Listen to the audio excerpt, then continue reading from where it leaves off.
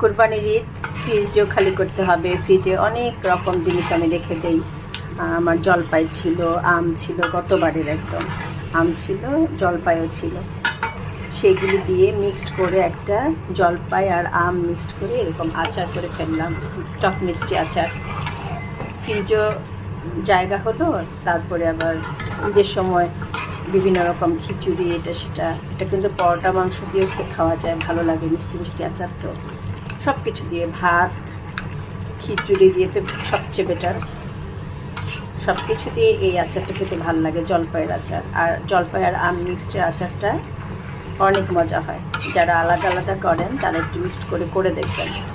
আমি অনেক সময় ঘরে যদি আমের আচার থেকে গেছে হয়তো গতবারের, ওই আচারটা কিন্তু এরকম দিয়ে দিই, জলপাই আচার করতে গেলে সেটার সাথে সেই আমের আচারটা মিক্সড করে দিই, অনেক মজা হয়।